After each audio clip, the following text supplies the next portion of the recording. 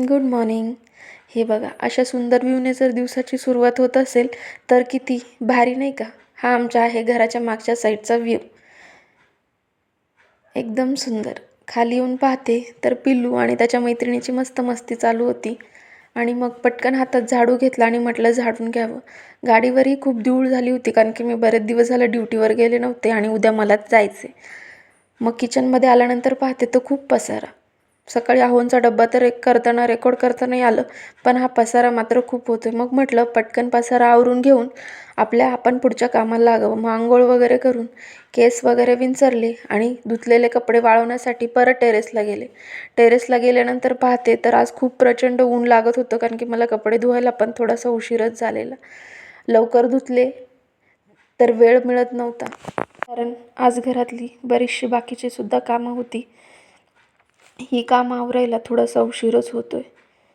आता उद्यापासून ड्युटीला गेल्यानंतर अजून जास्त काम वाढणार आहे.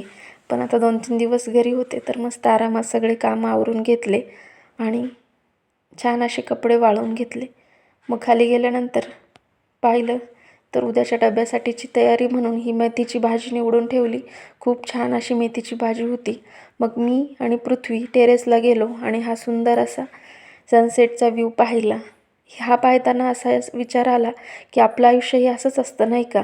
रोज उजाडायचं, रोज मावळायचं, रोज नव्यानं उमेदीने उभं राहायचं, नवीन एका संकटाला सामोरे जायला किंवा आयुष्याला.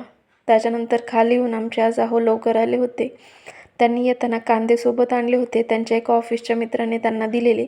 मग म्हटलं हेही हातोहात स्वच्छ करून ठेवावे, नाहीतर परत खराब होतील. मग ते एका पाटीत भरून ठेवून दिले. मग सगळ्यात मोठा प्रश्न, रोज जेवायला काय बनवायचं.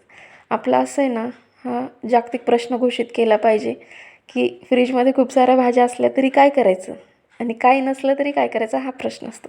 मग आमच्या आहोंनी मला सल्ला दिला की तू वरण भातच बनव. म्हटलं आता ठीक आहे. खूप दिवस झालं वरण भात बनवलेलं नव्हतं. मग पटकन वरण टाकलं शिजायला. मुगाच्या आणि तुरीच्या डाळीचं टोमॅटो वगैरे कट करून घेतला आणि मस्त वरण असं फोडणीला टाकलं. भात रेकॉर्ड करायचा विसरून गेले, कारण त्याच्या वेळेस खूप काहीतरी गडबड चाललेली माझी कामांची. आणि हे होतं आमचं रात्रीचं जेवण. मस्त गरमागरम वरण आणि त्याच्यासोबत हा भात.